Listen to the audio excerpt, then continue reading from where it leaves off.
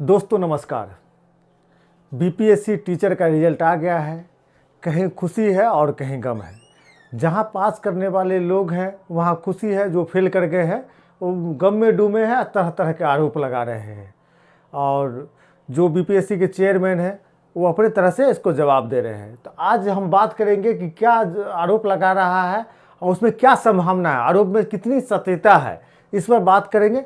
सबसे पहले आज जो बात करेंगे कि सेम मार्क्स नो सिलेक्शन, मतलब एक दो व्यक्ति को सेम मार्क्स है, एक का सिलेक्शन नहीं हुआ है, तो क्यों नहीं हुआ है, क्या उसमें गड़बड़ी है। मेल सीट्स फीमेल सिलेक्शन, क्या ऐसा हो सकता है या गड़बड़ी है। पीआरटी टीजीटी पीजीटी में सिलेक्शन, जबकि चेयरमैन साहब ने कहा था नहीं सिलेक्शन होना, क्या यह बात सही है। सेम सेंटर मैक्सिमम रिजल्ट, क्या इसमें कोई गड़बड़ी है, मान एक सेंटर में बहुत लोगों को पास हो जाना, क्या ये गड़बड़ी है, क्या ये अन्याय है, इस पर बात करेंगे। और वेटिंग क्लियर क्यों नहीं करेगी बीपीएससी, इस पर भी बात करेंगे।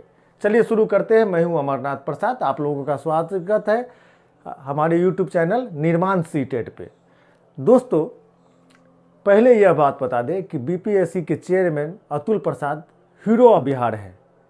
अभी तक बीपीएससी के इतिहास में ऐसा नहीं हुआ है कि कोई चेयरमैन हो तो छात्र को छोड़ दीजिए, उसका गार्जियन, उसका पेरेंट्स, उसके परिवार वाला उस व्यक्ति का नाम जानता हो। पहले तो ऐसा होता था कि जो बीपीएससी की तैयारी करते थे वो भी अपने चेयरमैन का नाम नहीं जानते थे। बीपीएससी के जो वर्तमान चेयरमैन है हर स्टेप पे वे स्टूडेंट के साथ कनेक्ट रहे हैं। ऐसा चेयरमैन होना बहुत मुश्किल काम है और इतना कनेक्ट होना, लोग अपने ऑफिस के अलावा परिवार की जिम्मेदारियों को छोड़कर छात्रों के साथ जुड़ा रहना बहुत मुश्किल काम है। अतुल प्रसाद होना बहुत मुश्किल काम है। वे व्यक्ति हीरो ऑफ बिहार है, एक बात जान लीजिए। इस तरह से किसी वैकेंसी को कंडक्ट कर लेना, कहाँ कहीं कोई दिक्कत न हो, कोई समस्या न हो, बहुत बड़ी उपलब्धि है। और आने वाला 50 साल तक अतुल प्रसाद को कम से कम याद रखा जाएगा। अतुल प्रसाद जी को एक बात जान लीजिए, जो लोग सेलेक्ट हुए हैं उनको पता है कि वो ईमानदारी से सेलेक्ट हुए हैं, वो जीवन भर याद रखेंगे। जो आरोप है उस पर बात करेंगे। और एक बात बता दें कि देखिए, चेयरमैन और आईएएस बहुत लोग होते हैं, हर साल 1,000-100-200 आईएएस तो हो ही जाता है, चेयरमैन हर संस्था का बनता है। लेकिन इस तरह का चेयरमैन जो अपने ड्यूटी के अलावा बचे हुए समय में जो परिवार के साथ देना चाहिए, उसमें छात्रों के साथ कनेक्ट रहे हैं, समय छोड़कर बच्चों के साथ जो समय देना चाहिए उसको छोड़कर, परिवार के साथ जो समय देना चाहिए उसको छोड़कर, बहुत बड़ी बात है। एक बात जान लीजिए, बिहार के इतिहास में अब कोई भी बीपीएससी का चेयरमैन बनेगा तो उसको यह बात प्रूव करना पड़ेगा कि वो अतुल प्रसाद से कितने आगे हैं और कितने पीछे हैं, यह मापा जाएगा उनका। चलिए बात करते हैं। सबसे पहले सेम मार्क्स और नो सिलेक्शन।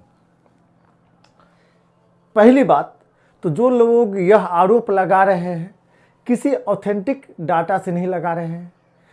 पड़ोसी कह दिया कि भैया मेरा 80 पर सिलेक्शन हो गया, हमने अपना जोड़ लिया 80, तो मेरा क्यों सिलेक्शन नहीं हुआ है। तो उनके पास कोई ऑथेंटिक डाटा नहीं है, क्योंकि बीपीएससी ने मार्क्स जारी ही नहीं किया है। अगर एक बार हम मान ले यह बात कि वह व्यक्ति मतलब सही में 80 उसको नंबर है और सामने वाले को 80 नंबर है, तो और कैटेगरी भी सेम है, तो क्या सीन हो सकता है, क्यों नहीं उसका सिलेक्शन हुआ। पहले इस बात को समझिए। नियम क्या कहता है, मान लीजिए एक सीट है और दो बस व्यक्ति है 80-80 नंबर वाले, दो व्यक्ति है 80-80 नंबर वाले, तो उनको लिया जाएगा जिनका डेट ऑफ बर्थ ज़्यादा है, जो ज़्यादा एज के हैं। ये रूल है, जान लीजिए कि जो इसका डेट ऑफ बर्थ बहुत ज़्यादा है, जो बहुत ज़्यादा एज के हैं, तो उनको सिलेक्शन लिया जाएगा। दूसरी बात, यह भी कंडीशन हो सकता है कि आप जो कंपलसरी पेपर है उसमें फेल हो गए हो। वेट तो कर लीजिए आरोप लगाने से पहले कि क्या वास्तविक स्थिति है, क्या वास्तविक स्थिति है। इसलिए यह आरोप जेन्युइन नहीं है। पहली बात तो आरोप आप कैसे लगा दी कि सामने वाले का 80, आप कैसे जानते हैं, किस तरह से जानते हैं। ओएमआर शीट मिला के जानते हैं। ओएमआर शीट में कितना गोला पूरा भरा हुआ है, कितना छूटा हुआ, आप कैसे जानते हैं। तो ये आरोप गलत है। अगर मान लीजिए कि आपको ऐसा है और सेम मार्क्स है, तो दो कंडीशन है, डेट ऑफ बर्थ जिसका ज़्यादा होगा उसका सिलेक्शन होगा, या जो फेल है वो कंपलसरी पेपर में फेल हो गया होगा। दूसरा, मेल सीट्स फीमेल सिलेक्शन। दूसरे आरोप पर बात करते हैं, मेल सीट्स फीमेल का सिलेक्शन उसमें कैसे हो गया। तो एक बात बता दें आपको, जनरल के जो छात्र सीटें होती है उसमें सब फाइट करता है, मेल हो या फीमेल हो, किसी कैटेगरी का हो, तो क्यों नहीं हो सकता है, उसके सबके लिए खुला हुआ है।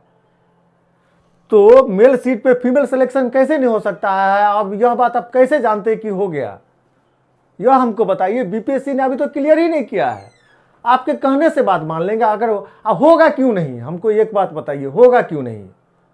सबके लिए जो अनरिजर्व जनरल सीट है सबके लिए खोला हुआ हो, मेल फीमेल ईबीसी ओबीसी सबके लिए, तो क्यों नहीं सिलेक्शन होगा। यह आरोप भी गलत है। तीसरा आइए, पीआरटी टीजीटी पीजीटी में सिलेक्शन, मतलब अतुल प्रसाद जी ने कहा था कि माने किसी एक में सिलेक्शन होगा, जो बड़ा है उसमें सिलेक्शन होगा, बाकी मतलब नीचे नहीं सिलेक्शन होगा। अब ये यूट्यूब पर आप देखते होंगे या कहीं देखते होंगे या किसी छात्र का इंटरव्यू देखते होंगे, बोलेगा क्या कि पीजीटी में भी हो गया, टीजीटी में भी हो गया, प्राइमरी का हो गया है। कितना गलत डाटा है, टीजीटी का रिजल्ट ही नहीं आया, कैसे हो गया सिलेक्शन। सुने बातें बस अब हल्ला कर रहा है। दूसरी बात, अगर सिलेक्शन हो गया तो समझ जाइए कि जो व्यक्ति का सिलेक्शन हुआ है उसका दोनों डाटा में अंतर है। कोई व्यक्ति इस डाटा को नहीं मिलाता है, मेरी बात समझे, कंप्यूटर मिलाता है। कंप्यूटर में सेटिंग होता है कि किस चीज से छांटना है, अलग करना है, उसमें अलग होगा तो कैसे कंप्यूटर पकड़ पाएगा, कैसे पकड़ लेगा। अब तो जो व्यक्ति का अगर ऐसा हो गया, होगा नहीं जान लीजिए, क्योंकि बीपीएससी ने 2-3 पैरामीटर लगा के रखा होगा उसमें कि छांटना है। लेकिन अगर हो गया होगा तो वो जो डिटेल्स वो व्यक्ति दिया है वो दोनों डिटेल्स में अंतर है।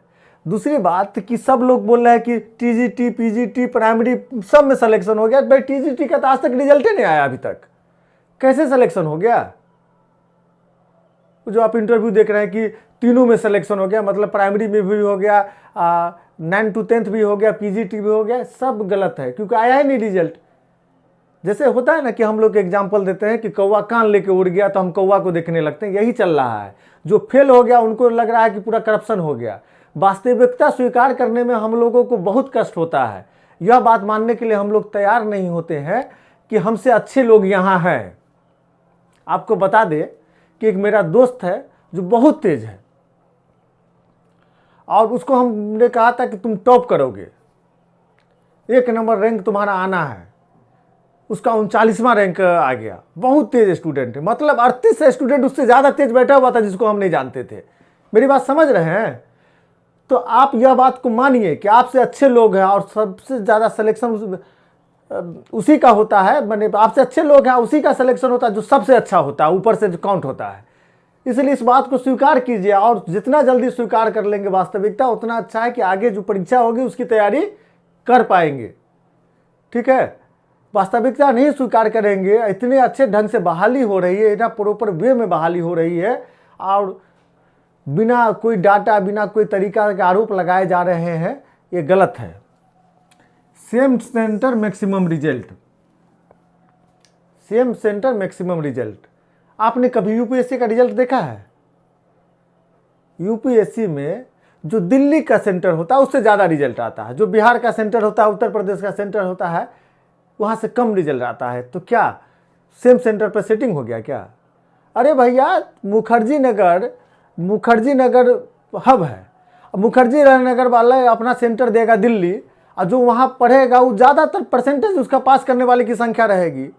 अब मान लीजिए जो बिहार से फॉर्म फिलअप किया है, पटना से, बिहार के पटना से फॉर्म फिलअप किया है, उनका कहीं सेंटर पड़ा, अब मान लीजिए पटना वाले का कहीं सेंटर पड़ गया, इलाहाबाद वाले का कहीं सेंटर पड़ गया, तो वो लोग दरभंगा और मधुबनी या सीतामढ़ी के जो ग्रुप ऑफ स्टूडेंट है उसका जो सेंटर पड़ा उससे ज़्यादा रिजल्ट देगा। वास्तविकता समझिए, कोई मतलब नहीं सेम सेंटर बहुत रिजल्ट हो गया, काहे नहीं हो सकता है। क्या 2 तेज आदमी एक साथ सेंटर नहीं पढ़ सकता है क्या, 10 तेज आदमी का नहीं पढ़ सकता है। ये सब अफवाह है, अफवाह से बचिए। आगे बात करेंगे कि वेटिंग क्लियर क्यों नहीं करेगी बीपीएससी। हमको एक बात बताइए, आप लोग तैयारी करते हैं, क्या बीपीएससी में ऐसा कोई नियम है। आज तक किसी भी कम्पिटिटिव एग्जाम्स का फाइनल रिजल्ट आया हो, बहुत लोग ज्वाइन नहीं करते, जान लीजिए। हर एग्जाम में लगभग 3 से 4% कम से कम लोग छोड़ता है। कभी देखें वेटिंग क्लियर करना भैया बीपीएससी का एक रूल रेगुलेशन है जिस पर बीपीएससी काम करती है, उस रूल के अनुसार उनको वेटिंग क्लियर नहीं है उसमें व्यवस्था, तो कैसे बीपीएससी वेटिंग क्लियर कर देगी? यूपीएससी में है, यूपीएससी करती है। आईएएस में बहुत लोग रिजाइन दे देते हैं, या बहुत लोग पहले आईपीएस थे फिर आईपीएस बन गए तो छोड़ देते हैं, तो उसमें वेटिंग क्लियर होता है। बीपीएससी में सुने हैं?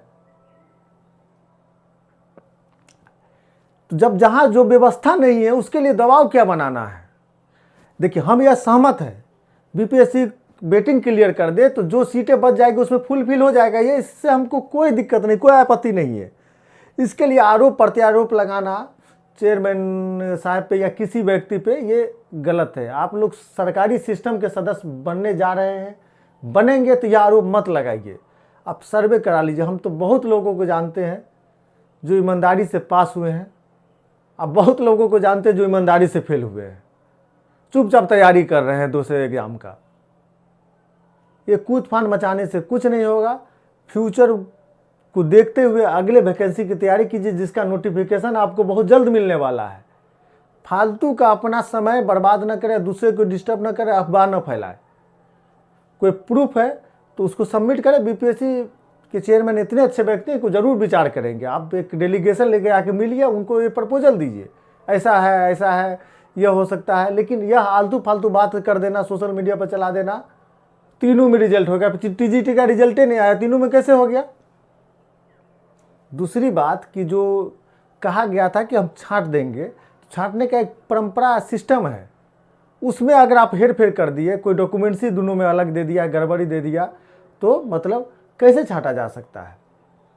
तो मेरी यही विनती है कि आगे की परीक्षा की तैयारी कीजिए, और इसमें आपको लगता है कुछ गड़बड़ी, डेलीगेशन जाके मिल लीजिए। अब मिले भी होंगे, आपको जवाब भी मिल गया होगा। आप बता दीजिए बीपीएससी साहब के, बीपीएससी के जो चेयरमैन है श्री अतुल प्रसाद जी, उन्होंने जो भी कहा उस पर खरा उतरा है या नहीं। स्टेप बाय स्टेप आप लोग को सूचना देना कि आज हम कॉपी चेक कर रहे हैं, कुछ दिनों में आपको क्या नाम है आपका OMR शीट हम डिस्प्ले कर देंगे, ये कर देंगे। एक्सपेक्टेशन इतना ज़्यादा हो गया चेयरमैन साहब से कि एक दिन लेट होता था तो लोगों को दुख होता कि चेयरमैन साहब कर दिए कि आ जाएगा, लेकिन नहीं आ पाया, क्यों नहीं? जबकि देखिए, किसी भी संस्था में स्टाफ की कमी है, और वो इतना ज़्यादा वैकेंसी का करना था, अगर फुलफिल भी स्टाफ रहे तो ओवरलोडेड हो जाएगा। तब भी उन्होंने टाइम पे ही किया है, एक दिन लेट नहीं माना जाता। बीपीएससी का फॉर्म भरने के बाद 5 साल पता नहीं चलता था कि कब पीटी होगा। ये आपसे कनेक्ट होकर बताते थे कि हम इतना दिन में एग्जाम ले लेंगे, जल्दी तैयारी कीजिए, पेपर का लेवल हल्का नहीं होगा। यह भी उन्होंने बोल दिया था कि बीपीएससी में पेपर आपका हल्का नहीं पूछा जाएगा। तब भी बात नहीं माने, आप पढ़ने लगे वन लाइनर। सब बात तो बताते चले गए आपको, हर स्टेप पे बात करते चले गए।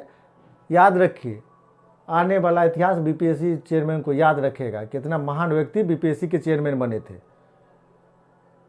पहले हम नहीं जानते, लेकिन पिछले 10 साल में हम जान रहे हैं कि कोई उनके बराबर का नहीं था। जान लीजिए। चलिए, हमारी शुभकामना आपके साथ बहुत बहुत धन्यवाद।